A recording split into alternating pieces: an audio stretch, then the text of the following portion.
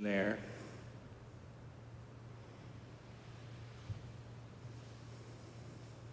If you notice yourself thinking about that gravity, that sense of gravity, just bring your attention back to just the felt sense of that.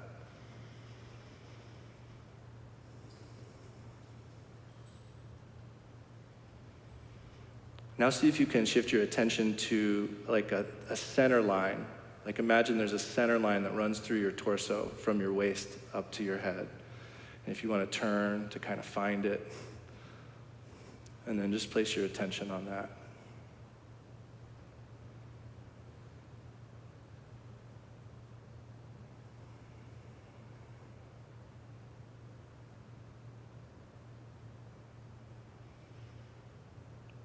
And then one that a lot of us are probably familiar with, just place your attention on your breath. If you notice thoughts of the past or the future or a commentary on right now, just try to bring your attention gently back to the breath itself.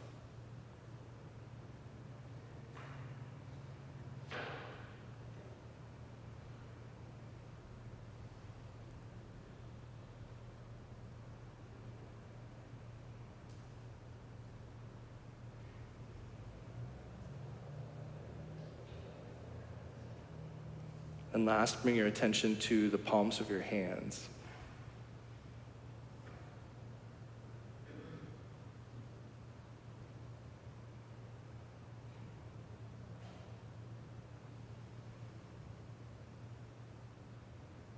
And now back to the sense of gravity.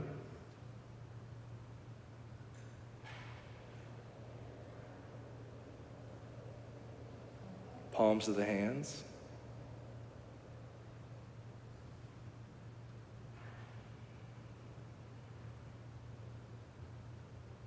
Breath.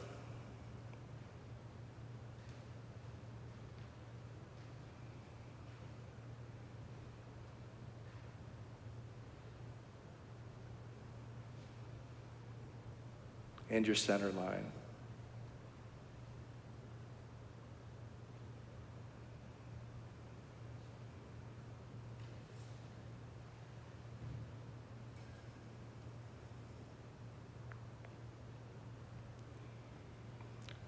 So that's a method I got from a book called Say What You Mean by Oren J. Sofer, who is a mindfulness coach and a nonviolent communication trainer.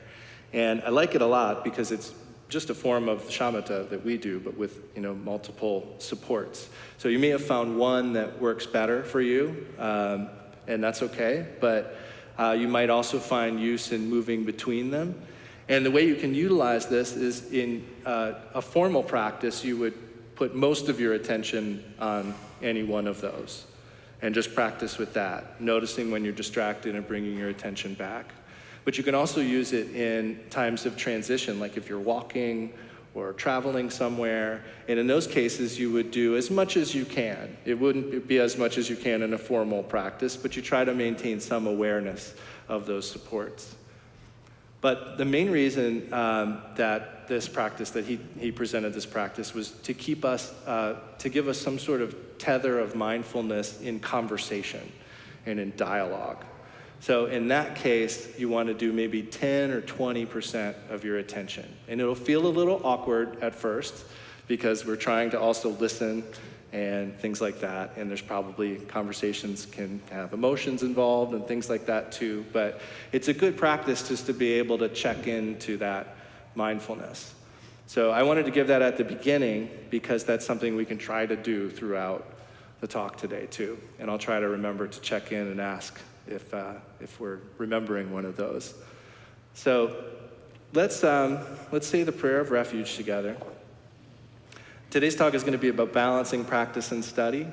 So when we chant this prayer, let's keep in mind the idea that we're taking refuge in the Buddha as the teacher, the Dharma as the teaching, and the Sangha as the community that can help us on the path.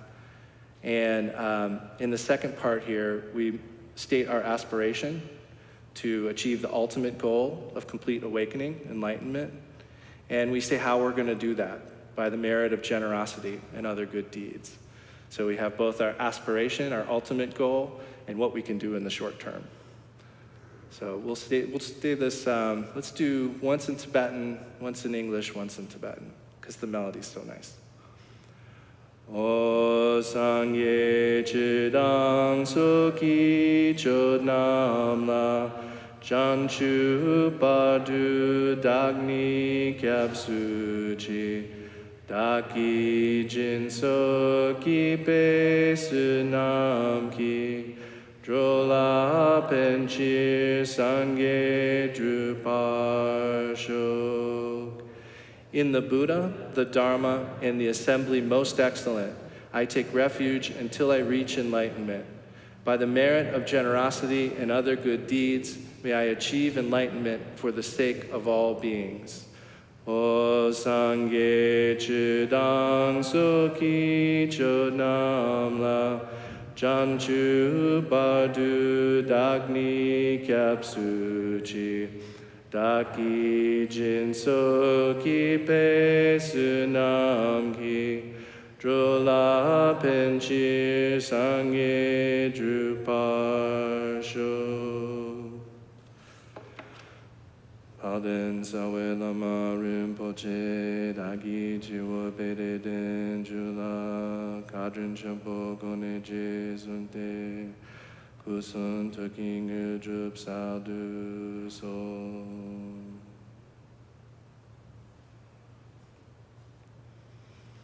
I didn't realize there was a new Weezer album out. I just found that the other day, and I've always kind of been an underground Weezer fan. And it's this series of albums they're releasing every 3 months. There's like seasons, so there's like spring, summer, and this one was fall. And so I went back, I had forgotten all about the fact that they releases these. So I went back and found the spring album, and I just want to put a plug in for the song, A Little Bit of Love. It's a really nice message if you're looking for a nice sunny day, feel-good song on the way home. A Little Bit of Love Goes a Pretty Long Way is a good song. So that said, thinking about balancing practice and study. So I want to make clear right in the beginning that I'm going to make the case for a lot more practice. That doesn't mean no study, but I think, and I have to really teach from my own perspective. Like, I want to read, I want to study, I want to figure stuff out. So like, I am a bit of a conceptual addict. And my name is Adam Berner, and I'm a conceptual addict. So I just want to keep that, I want to get that out in the beginning, that we're going to try to shift the balance towards practice. That's really what we're trying to do. Since our habit is to study, our habit is to read, our habit is to think about stuff, I'm going to give a lot of reasons to maybe not do those things as much. But it is not my goal here today to tell you not to study anything ever. We're just kind of trying to correct. Like, this is like when you buy the poster, the brand new poster, and you have to roll it the other direction first to get it to lay flat. You can't just unroll it and expect it to stay there. So we're working with that kind of reasoning today. So I'd like to start with the Four Noble Truths, just a quick overview of those again. So the Buddha's first teaching was that suffering is a part of life, and in particular, he was referring to just discomfort. I mean, definitely the things we normally think of as suffering in a really painful ways, death and loss and those kind of things, but also just literally discomfort, feeling a little uncomfortable. And he said that we need to understand that discomfort that is a part of this life. Like, that's what we need to do with it, is work on understanding it better. He also said that there's a cause for that suffering. And it's important for us to understand it so that we can come to recognize that cause and recognize why we need to abandon it. And that's what we need to do with the cause of discomfort, is to abandon that. He didn't say we need to abandon the suffering. And in fact, that's one of the biggest mistakes we normally make, is trying to avoid discomfort, such as maybe the discomfort that we might experience on the cushion. Maybe we try to abandon that with some reading and tell ourselves that, well, that'll be helpful too, right? So it might be, but again, we're trying to tip the scales towards practice today. So suffering is a part of life. Suffering has a cause. That cause is attachment or clinging, specifically to self-identity, a sense of self. Or we could say self-concept, like one's concept of themselves. And all the other kinds of clinging or attachment or addiction we can think of kind of come from that. Because if we have a sense of ourselves being a person who blank, then there's some kind of attachment there, So just working with that self-concept is a way to, at letting go of that clinging to the self-concept is a way to kind of get at any potential addictions or attachments we may have. So the Buddha taught discomfort, suffering is a part of life. It has a cause, attachment. If we can remove that cause, we can experience the cessation of that discomfort, the end of it. And that there's a path to do that. And the path is really kind of all the stuff we talk about here and all the stuff we do. So conceptuality, as I said, I'm a conceptual addict. And conceptuality starts really with this concept of self. So when we really believe there's a self, and the self is like an independent entity, inevitably and at the same time arises the idea of other. So as soon as we start clinging to this idea of a self, we're also clinging to the idea of a separation between us and our appearances, what's other. So if there's this, then there's that. When there's something right, there's something wrong. So there's this sense of duality that arises just from clinging to the self. So this also gives rise to what we call the three spheres, or the threefold fixation, which means clinging to the appearance of action, actor, and acted upon. So, as we said, when there's a sense of me being an independent entity, there simultaneously arises a sense of you as an independent entity, and that's two of the three spheres. The third sphere is the way that those apparent spheres interact. So it's the verbs in the sentences, such as I am speaking to you. You are listening to me. He is waiting for her. They are picking up lunch. Doesn't that sound good? So conceptuality is the language of our relative reality.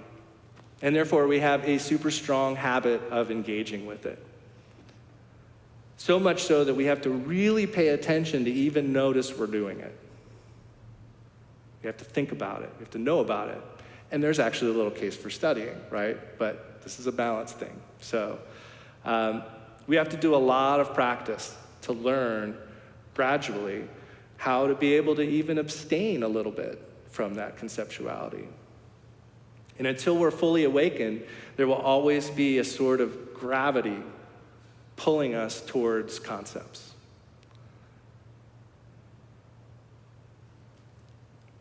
In fact, it's the effort to recognize the emptiness of concepts that is the vast majority of the bodhisattva path. Relatively speaking, we can clear away the veil of afflictive emotions pretty early in our development. The conceptual view, or the conceptual veil, is another story. That takes a long time.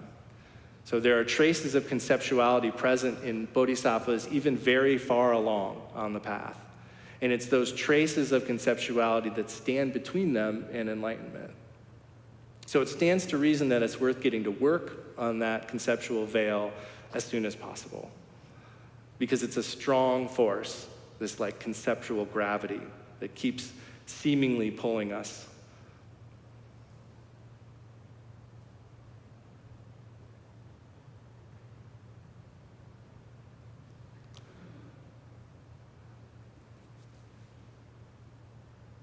So aside from the obvious need to overcome our afflictive emotions, our negative emotions, our job is also gradually strengthen our ability to sense that conceptual gravity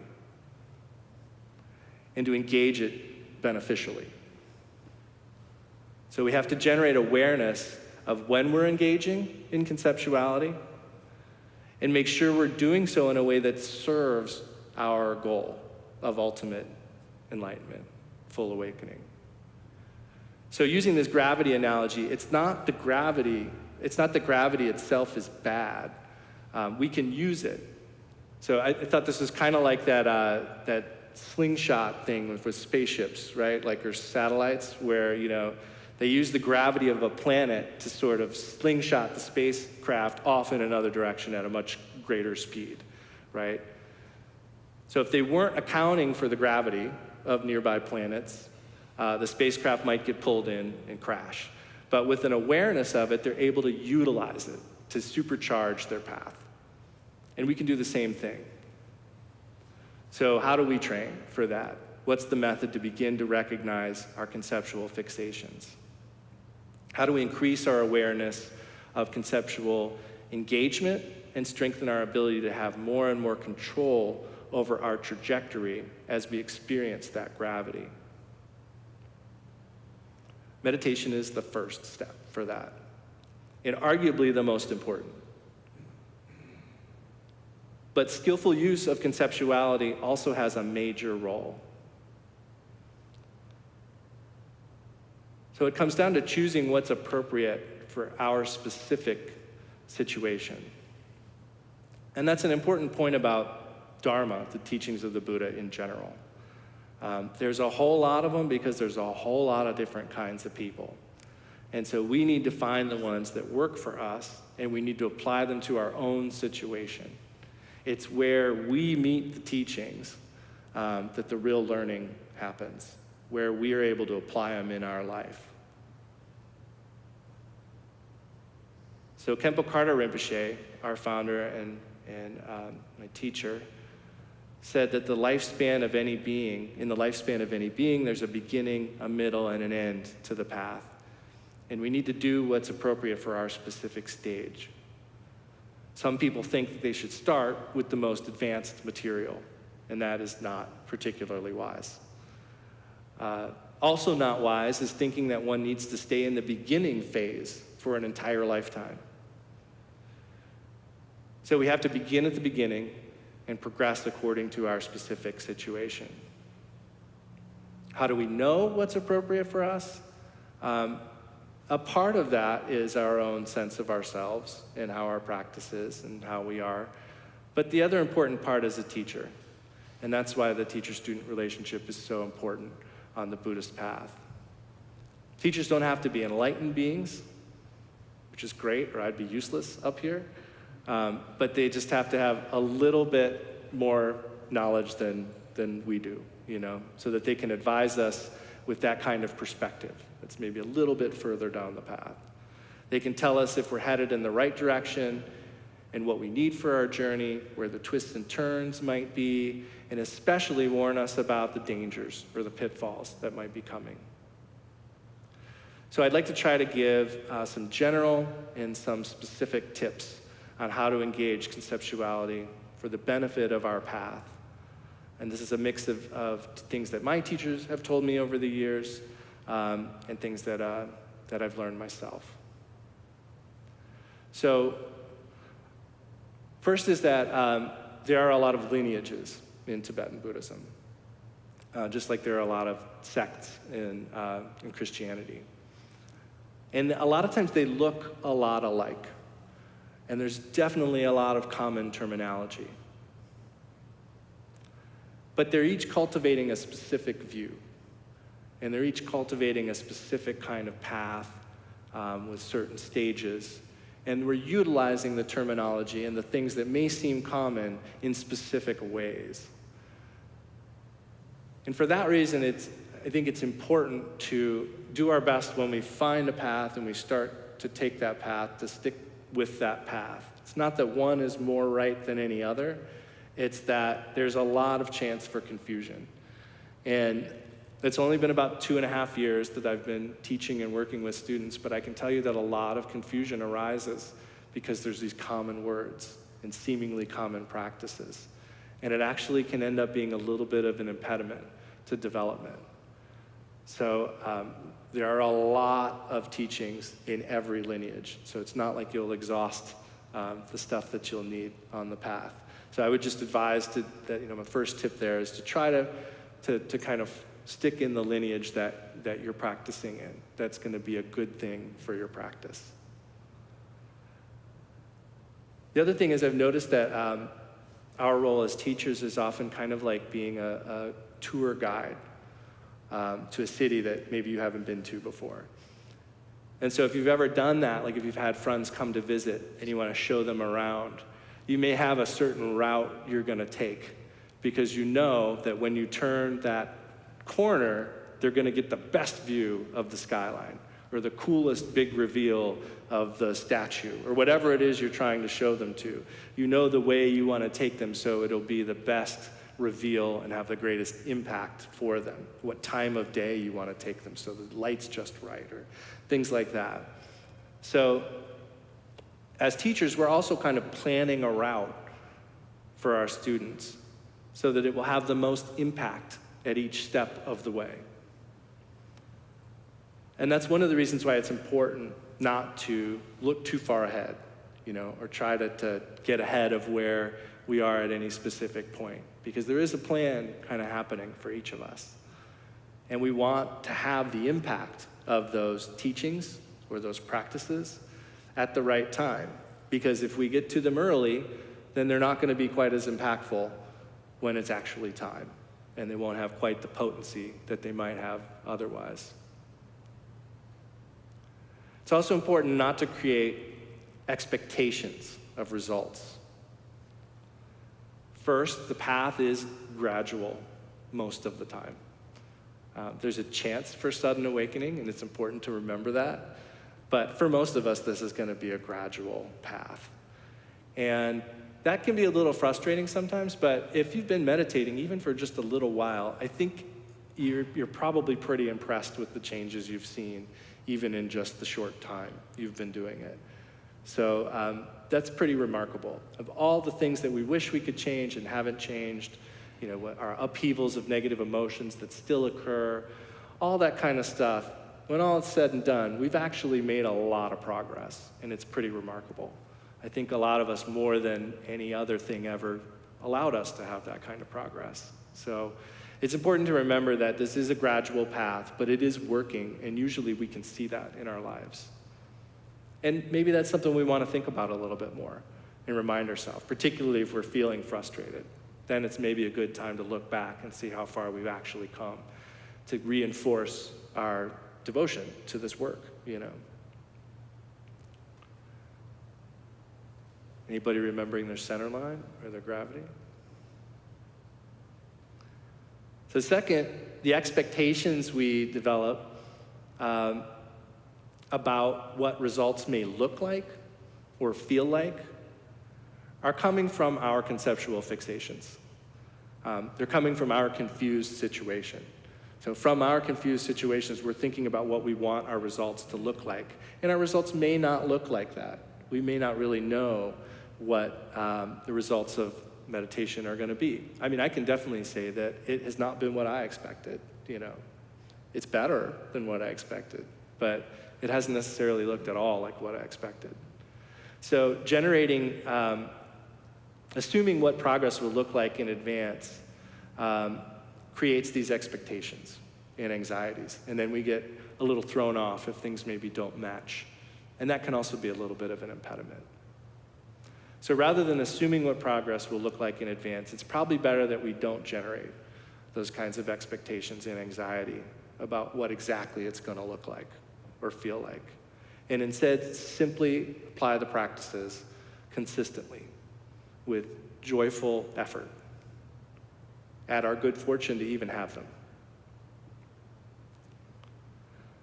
So the next point is being careful about sharing our meditative experiences with others.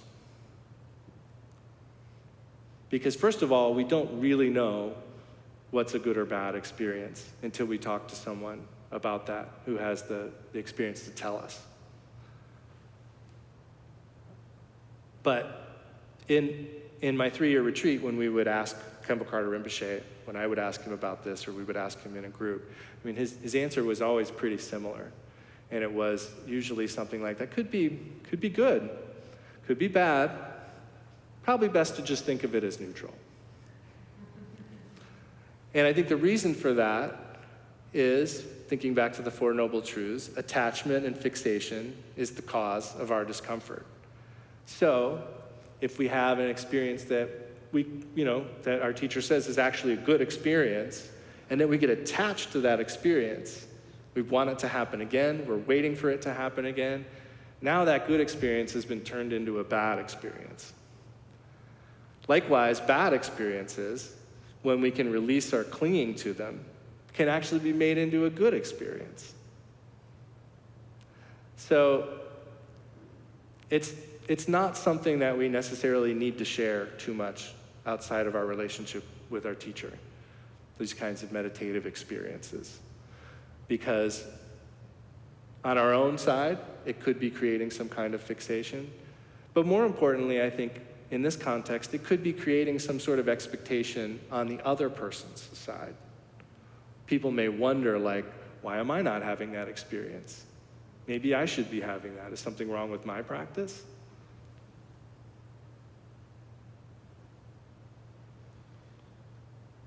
So I think it's best with those. It's always important, I think, to talk to a teacher. But in general, I think it's best to kind of keep those things to oneself. Next we have, I want to talk about our library, because it's awesome, number one, the Manjushri Library. And Tom and the library volunteers have been doing a ton of work down there and checking in a lot of books. And it's a great benefit to our community. So for members and friends, you can check out books. It's a great Dharma library. But I want to point out that it's a little like a pharmacy. So Dharma, all the teachings of the Buddha are remedial. They're all a remedy of some kind, to some kind of wrong thinking. So that library is full of powerful and effective remedies. Many items down there should be considered prescription only. There's tantric practice manuals, Mahamudra instructions. There's a lot of things down there that are really powerful, and we really should probably only take with the prescription. Basically, anything which gives instruction on a practice that you have not been given by your teacher, secret teachings especially, should probably be avoided. And I want to talk about that secret thing for just a minute. Self-secret is another term that I've heard that I really like. The idea is, if we were to read one of these secret tantric teachings, way before it's time for us to read them, it's not like anyone's keeping a secret from us. It's that without the proper preparation and the right timing, we can actually read a secret teaching and not get the secret. We're just not going to get it. It's self-secret. We've kept it secret from ourselves because we're not ready to receive that teaching. We don't have the preparation that's going to make it possible for us to actually get the benefit from that practice. So it's not secret from anyone's side but our own, really. And as with the analogy of the city tour guide, we'll never have the chance to hear those instructions, fresh and new, again, when the right time comes. So their potency will be a little reduced when the right time comes for us to actually practice them. That doesn't mean they won't work, but it's like, we're doing this for a reason. And we want this stuff to work and be effective, and we want it to work as quickly as possible. So we want to be careful about preserving the potency of these teachings. Not to mention, if we read those kinds of teachings before it's time, we'll be moving forward thinking that we understand a teaching that we're almost certainly misunderstanding, or at best just partially understanding. So secret teachings are not a secret that's kept from us. They're self-secret. They're teachings that only we can reveal through our patience and proper preparation and the diligent practice of our teacher's instructions. So some of the other books in the library are kind of like over-the-counter remedies. A lot of them are, actually. But just like over-the-counter remedies in the pharmacy, you shouldn't just take them all, right? Like you wouldn't go into a pharmacy and just clear the shelves of any over-the-counter medicine just because it's not prescription. Sometimes we don't need any medicine. Sometimes we just need practice. And I think part of what I'm arguing here today is that a lot of the time we don't need any of those medicines in those books. We just need to practice our instructions with patience and with diligence. It's also worth thinking how difficult and rare it was to get some of those instructions that are in that library until recently. I mean, people would have to travel across mountains, braving cold weather and hot weather and possible starvation and bandits and all this stuff just to get like one teaching in one of those books in that library up until like 80 years ago or something. And many, many, many beings more arguably achieved enlightenment in those times than are today.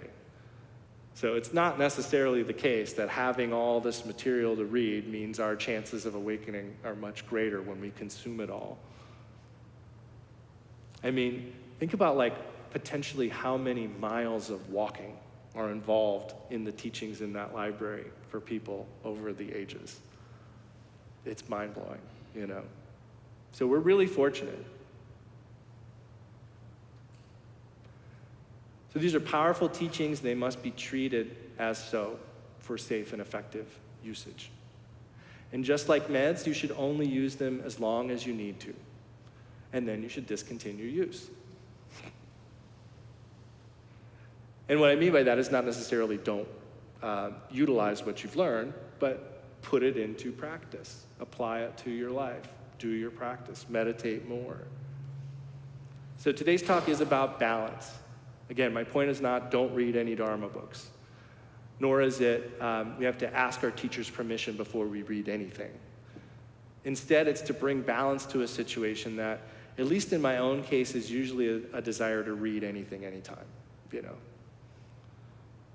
So my goal is to counterbalance that tendency and make us aware that that tendency could exist for us and provide some things to think about in order to balance the situation.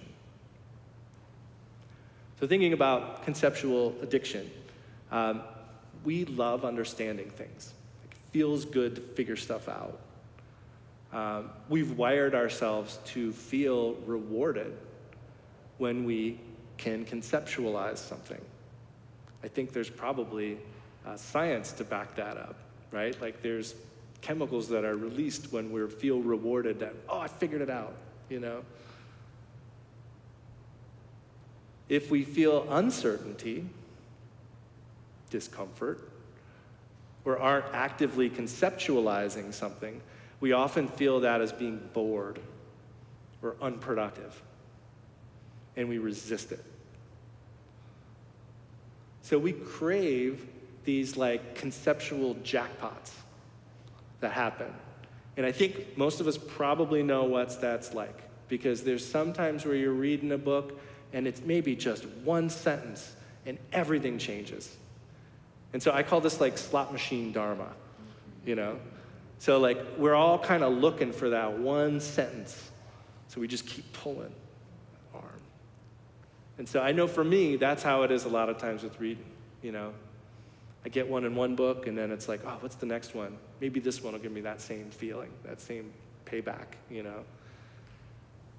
And if you have any familiarity at all with addiction and trying to break habits, you know that we fool ourselves a lot.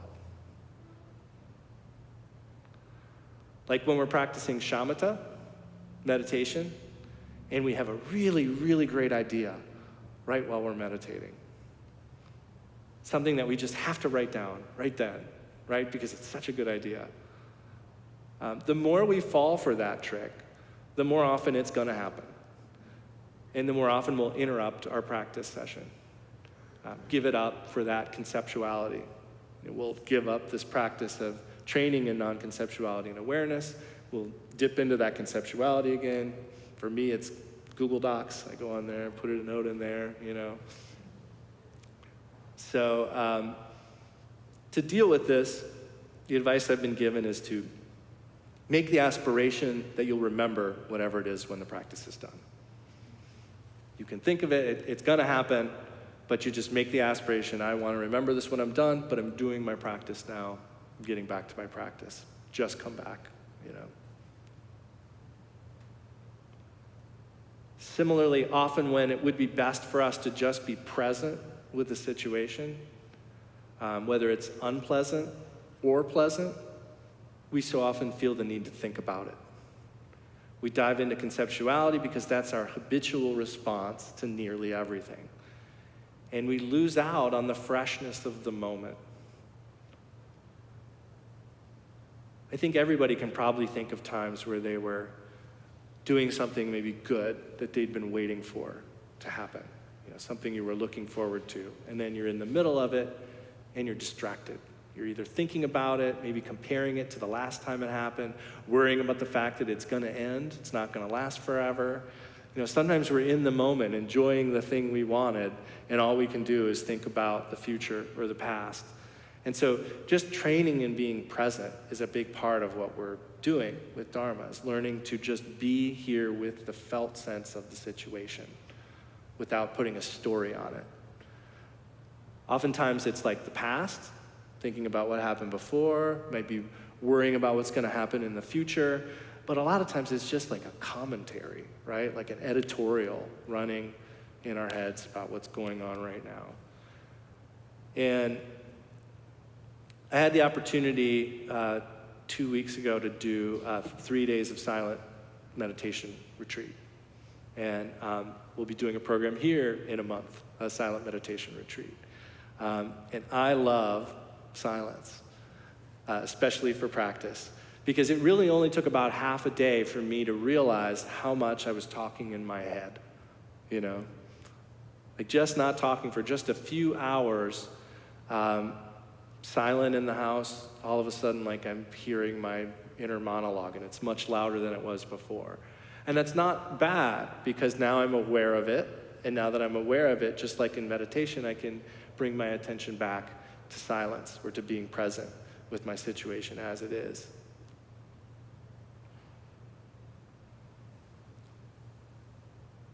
So that's something to think about in terms of generating presence.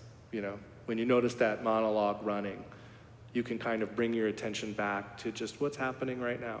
You don't have to think about it.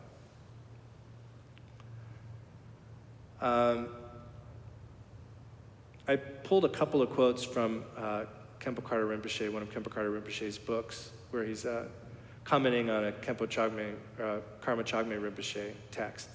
Karma Kagyu said, the sutras, tantras, and commentaries are vast and numerous, but it is difficult for those with little wisdom and short lives to fully understand them. And Khenpo Karthar Rinpoche in his commentary said, you do not necessarily need to study a great deal of material. Not only is it unnecessary to study all of the Buddha's teachings and all of the commentaries on them, but even if you devoted your life to doing so and had no time to practice, all of your study would still not bring about your liberation. Karma Kagyu said, even though you know much, if you do not practice, it will be the same as dying of thirst at the shore of a vast lake. Khenpo Rinpoche's commentary said, if you devote your life to just studying and never practice, then you are adjacent to the material that could bring about your liberation. But never practicing it is like never drinking the water. It is like dying of thirst on the shore of a vast lake. He also said there's the danger of leaving an ordinary corpse on a scholar's bed. This means that if you study and become some kind of super scholar but do not practice, you would die an ordinary death as confused and bewildered as anyone else. You could certainly have established the habits and the seeds of your future liberation, but you would not be able to attain liberation in this life. Although our bed might be renowned as the deathbed of a scholar, the body left there would be the body of an ordinary, confused, sentient being. Karma Kagyu Rinpoche also points out that there are many methods and conducts, but that the most profound method to approach Dharma practically is simply to cultivate virtue and avoid wrongdoing. That's the most profound approach. He also points out that although there are many ways to describe enlightenment and how it is achieved, the most practical and profound is simply to have certainty that you will attain it through the proper practice of the path. It is not inevitable. So, what should we read? I think it's important, particularly in the beginning, to learn about the life story of the Buddha. To read about the Buddha, his life story, because his story is about the path beyond conceptuality and taking that as his path to awakening. We learn from the story of the Buddha that indulgence doesn't work. Materialism alone doesn't make us happy in a lasting way. But we also learn that renunciation alone doesn't work. And that dropping out or checking out doesn't bring us lasting happiness either. So it's not either or. It's not one or the other. It's the middle way. It's the union of those. And that middle way is not between good and bad or right and wrong. It's between ultimate, non-dual truth, ultimate truth, which is said to be non-dual, non-conceptual, and our apparent situation, which certainly seems dual. So our apparent situation is based on the idea of self and other, this and that, you and me. And it's how we function. So we can't just throw it out. We have to use it. We have to utilize it. And the Buddha's life story helps us to learn how to do that. It's also helpful in the beginning, I think, to study a little bit about Buddhist philosophy and psychology, because we need to learn how things really work, how stuff really works, how things seem to arise as independent, but in fact they're interdependent, how things are actually impermanent. One of the first Dharma teaching I went to when Lama Yeshe Chamso was teaching at KTC in like 2008. He was talking about impermanence. And it's funny because we all know on a basic level that things are impermanent. But he was saying I went to see like my little cousin. It had been like 4 years since I'd seen her. And I was like, oh, you're so tall. And he goes, what am I, an idiot? Of course she's tall. It's been 4 years and she's a child and she's growing. So these are the ways that we know, but we don't really know. I mean, moment to moment, we don't recognize that things are always changing. So we do need to learn a little bit more about those kind of things. So studying a bit about the philosophy and psychology of Buddhism helps to contextualize our practice and helps us understand why we do it. So I used to say, I haven't done this in a while, but I used to make a point of at the beginning of every talk saying, I'm only doing this to serve your practice. Like everything we're talking about here is being provided to help provide motivation to get you on the cushion. So that's one way to think about all this conceptual stuff we're utilizing. It's slingshotting us towards our meditation. So in the beginning, it may be better to focus on things that will assist us with an analytical meditation. Like thinking about each of these concepts, like for instance, impermanence, and turning it over in our mind, like the Buddha said, to examine his teachings like they were gold. He said, don't just believe them because I'm saying them. Like you have to actually test them. And that means maybe trying to disprove them to yourself, asking the kind of questions that to try to figure out, are these things really true? Can I make this seem, can I make within myself a natural confidence in this teaching arise? Because it's that natural confidence that's the best foundation for our practice. So these sort of materials that can help us to analyze the teachings, and also basic practical instructions in shamatha in particular. placing the attention. So reading in general can help us contextualize our practice. As we move along the path, there's other type of things we can read. Madhyamaka teachings are one of the things I really like. Those are like the philosophy that helps us kind of dismantle all conceptuality. This is what helps us to recognize emptiness, the voidness in things. There's also maybe practice instructions for like mind training, Lojong, Tonglen. As we move down the path, there may be materials like that that will help our instructions. And there's lots of just pith instructions, short teachings that can really help us get inspired or help us understand our practice a little bit better. These are all about what we're doing, like what we're doing with our practice, on the cushion and off. And they're worthless or maybe even dangerous if they're not applied diligently and without error in our lives. Like just collecting them, like I used to have those, was that comic called BC? Remember that, where there was like the cavemen and stuff? Yeah, so I have the whole collection still of the BC cups from Arby's. So I'm just thinking, just as an analogy, like we don't want to make Dharma teachings into that kind of a collection where we're just collecting and collecting. We have to actually use them. I don't use the BC cups anymore. So then there's also Vajrayana materials. There's practices such as Chenrezig and Green Tara. And what's particularly great about those is that they seem to be rich in conceptuality. There's things we're chanting, there's all kinds of ideas we're learning about refuge and bodhicitta and visualization and all these things, but they're actually incredibly skillful use of conceptuality meant to help slingshot our practice forward. So we use mudras and we count mantras and there's chanting and we're fully engaging our body, speech, and mind, putting all of that conceptual potential to work on a brilliant and surprisingly effective practice. So we're remedying this, not just the clinging to conceptuality, but using it in ways that actually hurts us. Instead, we're flipping the script and we're using that gravity that pulls us towards conceptuality in a way that's actually benefiting our path. It's also important, I think, to, particularly when we practice Nundro, to emphasize reading the biographies of our lineage masters. These are called namtar, so the stories of meditation masters who've come before. There's also dohas, or songs of realization.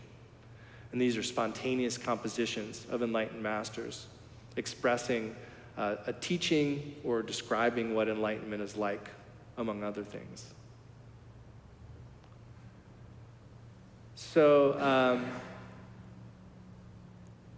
I guess the point here is that conceptuality is not a problem in itself, and we can't just leave it behind. But we need to start to notice it functioning more. We need to start to notice our using it, our engaging it, our getting pulled into it. So again, it's the attachment that's the problem. It's the clinging to that conceptuality that's the problem. And we need to learn how to relate to those concepts. And we also need to learn to be able to let them go sometimes. So another kind of practical means for that is in moments of strong emotion. We frequently go for some kind of blame. When we're angry or sad, like we want to go to some kind of story of why this happened. And it might be someone else, it might be something outside of us, it could be we're going to blame ourselves. In any case, that gravity is there. It's probably going to grab us at some point. But we can, in the moment, notice that conceptuality and bring our attention back just to the felt sense of that emotion before the story. Maybe the story starts, and that's okay, but we just say, I'm going to move my attention back to just how this feels. And this is a super powerful practice. It's super difficult, and like when you do it, you'll probably only have a couple seconds where you can actually kind of place your attention on that energy, and it'll feel weird, you know, because we're so used to wrapping our concepts up with our strong emotions. But I highly recommend you try it. It'll be, your effectiveness will be greatly increased by your meditation practice, your formal practice of shamatha. But in the moment, in real life, when you start to feel angry or impatient, any of those negative emotions, try to drop the story. Try to even drop the name, you know, like it doesn't have to be called anger. It can just be a thing you're experiencing, and you can place your attention on that experience. And this is really helpful. And even though it is just a couple seconds, that couple seconds is breaking that inertia. It's like lessening that gravity towards conceptuality. And that means a lot. That's important. That's how this has to start. It has to start with little steps. You know, and those little steps may be just a few seconds of not engaging with the story and just being present with the feeling. And when you start to get some skill with that, there was a teaching I gave a couple months ago where I referenced this science about how any strong emotion only lasts 90 seconds. But we tend to extend it longer because we get into the story, and that story gives it momentum, and then it goes and goes and goes. So, you know, I think at the time I said, notice what you're doing at 90 seconds, you know, because it's probably not just resting with the experience. You're probably deep into a story about whatever's going on, and that's what's keeping that thing going. But so once you gain some facility with being able to just place your attention on an experience, you'll actually see that experience change. You'll actually have a moment where it isn't what it was before, and you don't have to call it something else. You don't have to go, yay, now this is happy, you know, or yay, this is now relief. You could still just keep your attention on the experience, but you'll have this felt real experience of a negative emotion ending much quicker than you ever thought it could have. So we have to learn how to be aware of our conceptuality and how to utilize it. And so I think that's all I have to say. I will just mention that I was gonna have us read the aspiration prayer from Mahamudra that some of you may know. And if you can read that over, I feel like that's a good aspiration with which to kind of seal what we talked about today. So does anyone have any questions or comments? We have a little bit of time.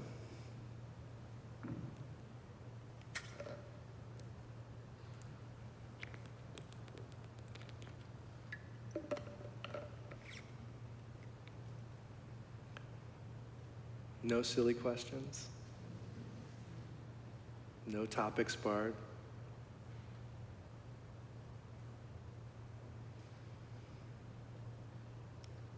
All right. Well, if not, I want to say thank you for being here today. I think it's important.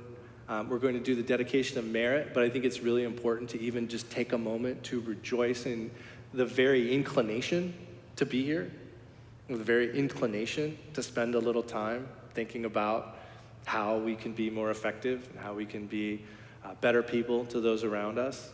That's a really, really good, precious, rare thing, just even the inclination to do something like this, to sit here and think about this stuff.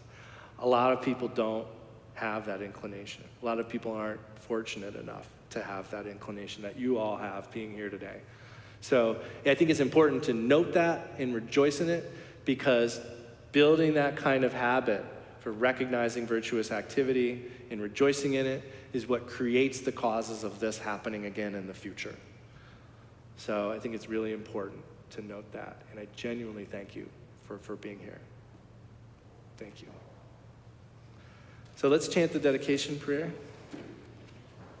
prayers. So in the first dedication here, we are conceptually dedicating this merit. We are thinking about omniscience, we're thinking about other beings, we're using metaphors of stormy waves of birth, old age, sickness, and death. So we're utilizing our conceptuality in a virtuous way. The second part where there's some names that maybe people don't recognize. What we're really saying here is there are enlightened beings who understand non-conceptuality. There are enlightened beings who understand the ultimate truth. We may not be there yet, but we want to dedicate our merit like those beings do. So I've heard the analogy that it's kind of like saying, like, I don't know how to use this, please help me. So that's what we're saying in the second part. So we'll chant this together in English.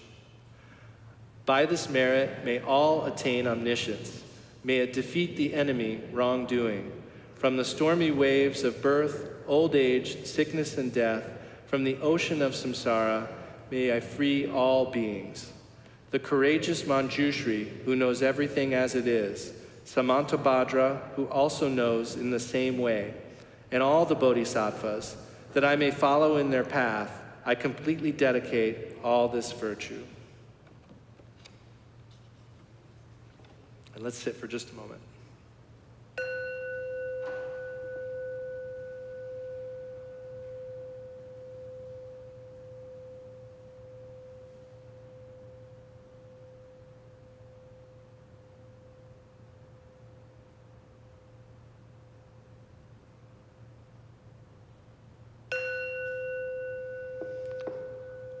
Okay, and then I also want to let everybody know there's a baby blessing occurring, I think right now. So if anyone wants to say in 5. Yeah, so it'll be like 5 or 10 minutes. And then, yeah, so we'll be blessing a baby. So if you all want to be part of that, you're welcome to stay for that too. So thank you all very much.